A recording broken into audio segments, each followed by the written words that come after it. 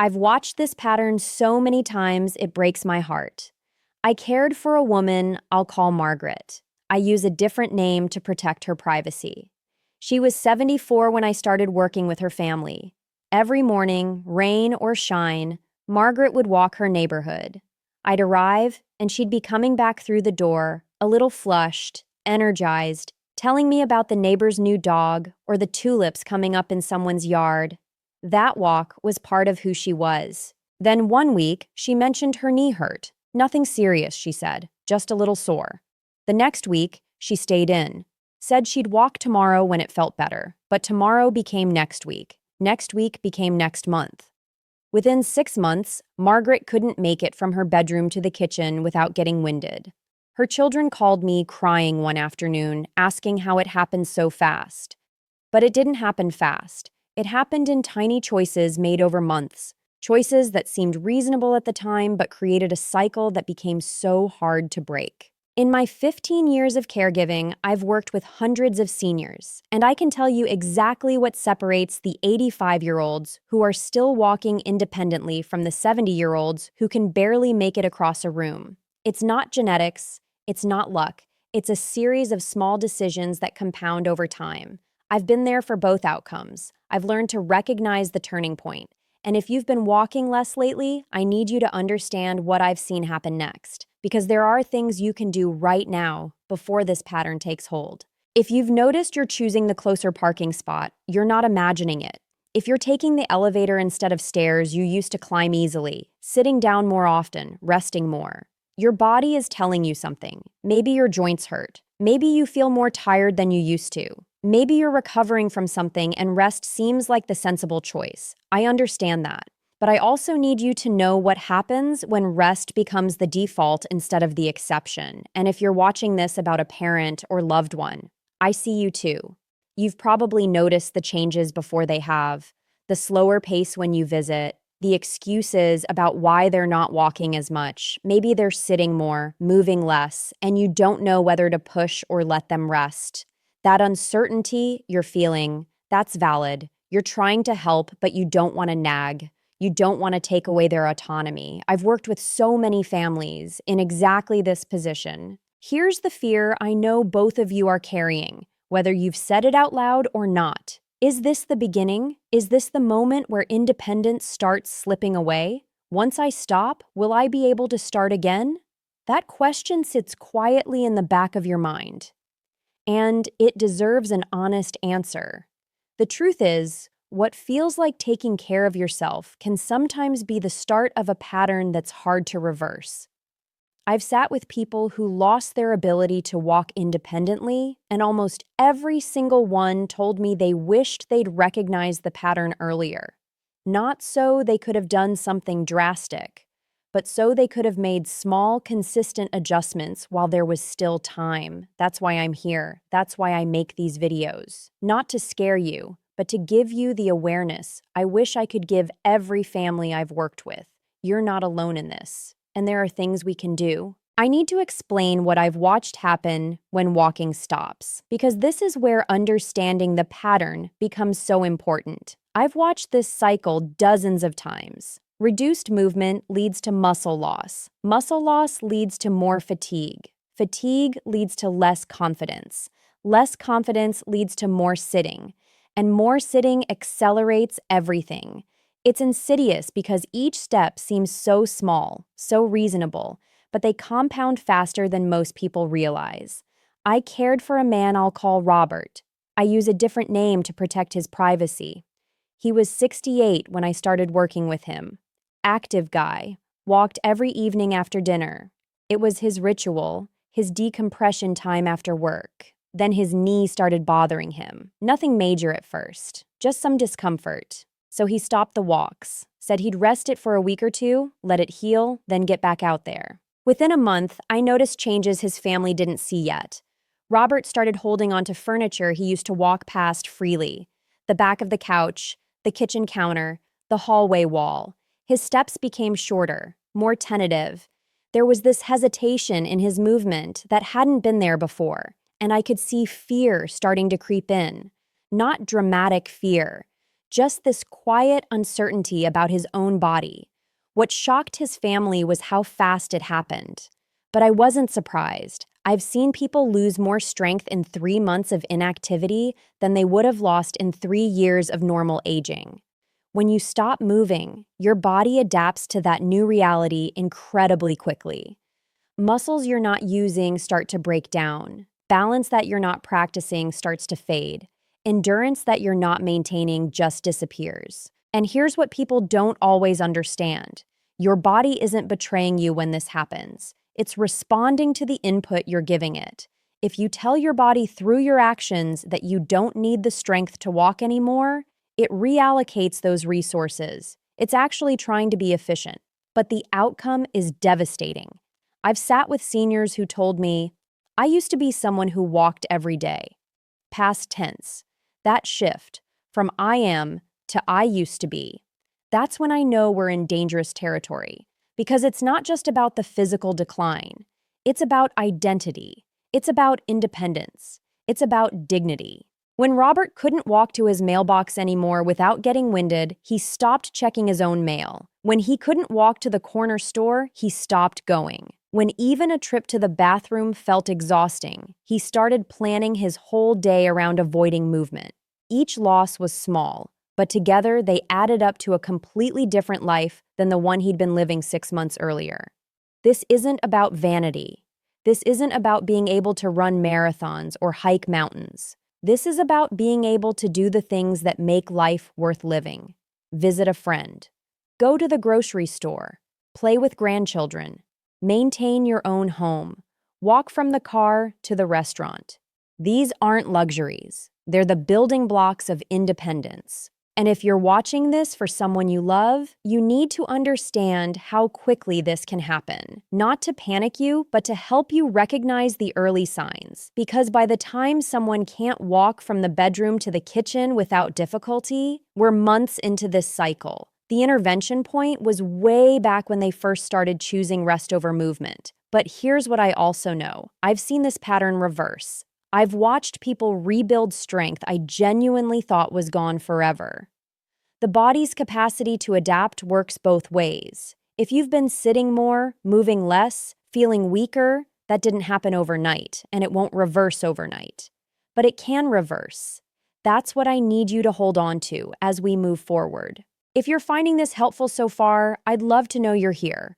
Comment the number 1 below. And if you haven't subscribed yet, I share insights like this every week from my 15 years of working with seniors. Now let me tell you about the 5 things that make the difference. These aren't complicated strategies, but I've watched them change outcomes for people who thought their walking days were over. 5 adjustments that don't require a gym membership or special equipment, just a willingness to approach movement differently than you have been. The first thing is to move differently, not less. This is the most important shift in thinking. When walking hurts or feels exhausting, the instinct is to stop. But your body needs movement to maintain the neural pathways and muscle memory that keep you mobile. So instead of stopping, we change how you move. Sitting in a chair, standing up, sitting back down 10 times. That's it. I've had seniors tell me this felt too simple to matter.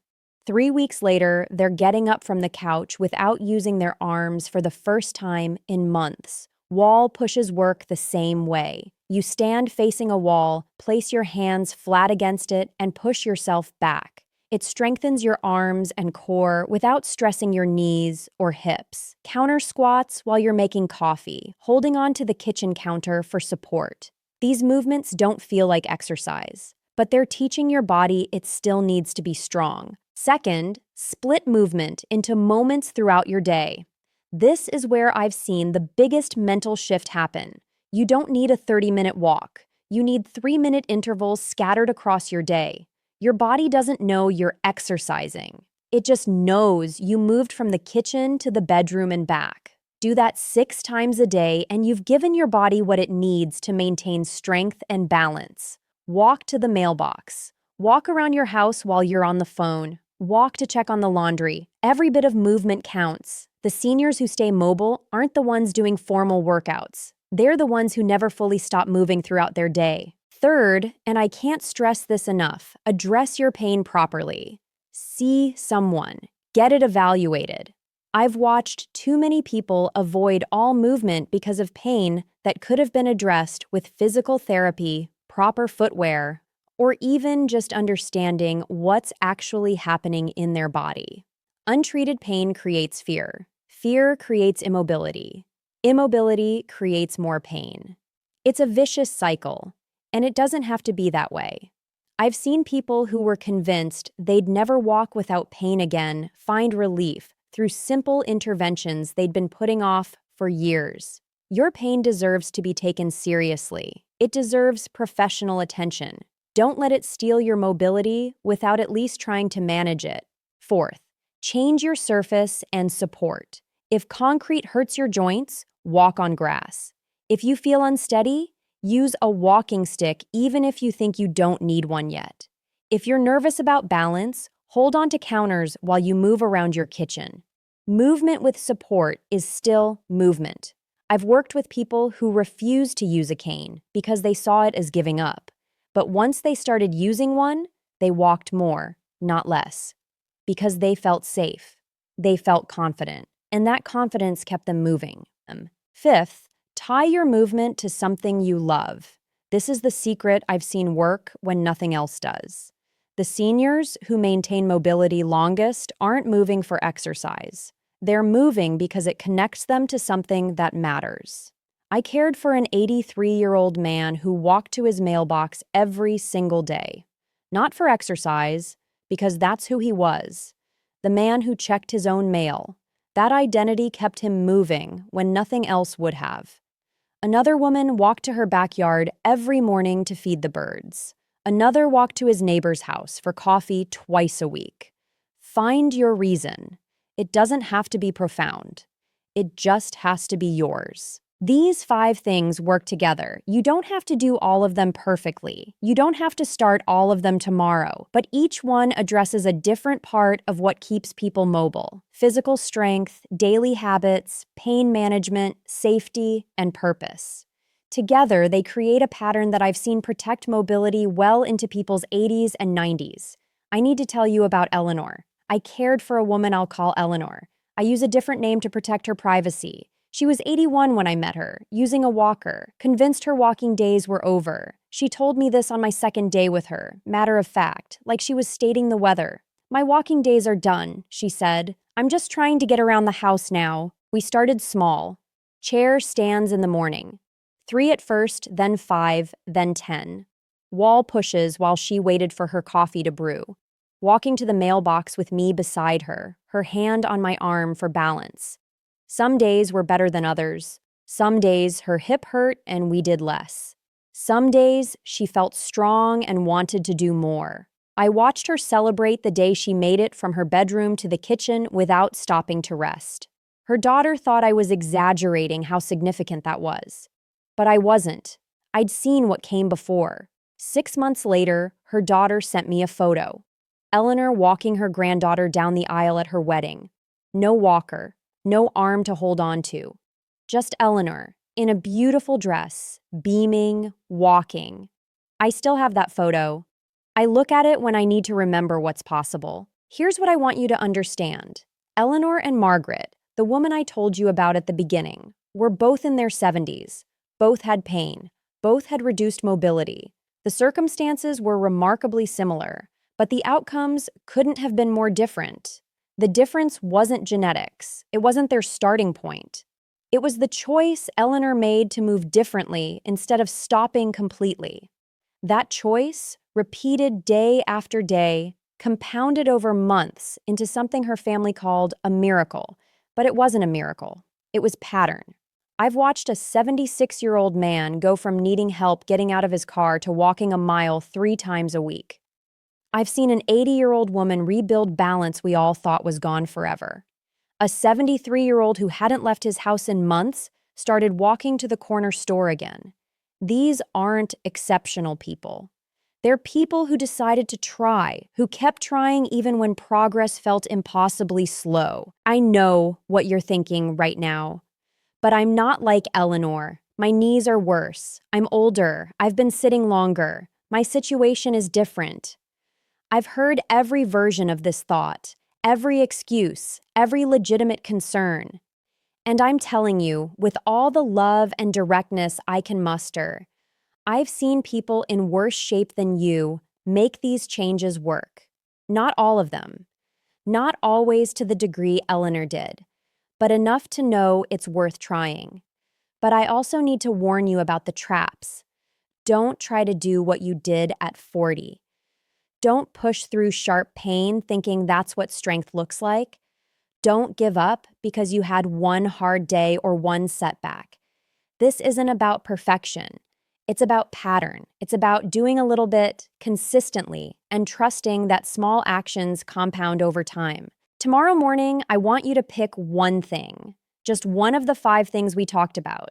Maybe it's 10 chair stands. Maybe it's a 3-minute walk around your house. Maybe it's calling to schedule an appointment about that knee pain you've been ignoring. Maybe it's getting a walking stick you've been too proud to use. Maybe it's deciding that checking your mail is something you're going to do yourself again. Just one thing. Try it for 3 days.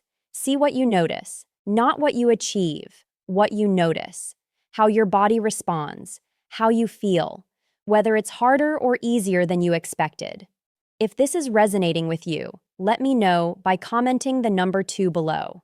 And before we finish, there's something else I need you to hear. I make these videos because I've sat with too many families who said, "Why didn't anyone tell us?" I'm telling you now, while there's still time. I get phone calls sometimes, months or years after I've stopped working with a family. The person I cared for has passed, or they've declined to the point where they need full-time nursing care. And the family member on the other end of the line is crying, asking if I saw it coming, asking if there was something they could have done differently. The regret in their voices breaks my heart every single time, because often, yes, there were things that could have been done, small things, adjustments that seemed too minor to matter at the time, but would have compounded into something significant. I'm not sharing this to frighten you. I'm sharing it because I want to give you what I wish I could give every family I've worked with. Awareness while there's still time to make different choices. If you're watching this and you've noticed you're walking less, moving less, avoiding activities you used to do without thinking, your body wants to move. It's designed to adapt and strengthen, even now, even at 70, 80, 90. But you have to meet it halfway. You have to give it the input it needs. 10 chair stands, a 3-minute walk around your house, addressing that pain you've been ignoring.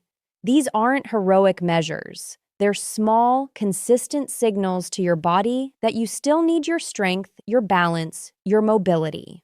And if you're watching this for someone you love, the conversation you have this week matters more than you might realize. Gently encouraging movement. Offering to walk with them, helping them schedule that appointment about their knee pain, suggesting a walking stick without making them feel diminished. That conversation could protect years of independence. It could mean the difference between them living in their own home or needing to move to assisted living. It could mean they're still able to attend family gatherings, play with grandchildren, maintain the life they want to live.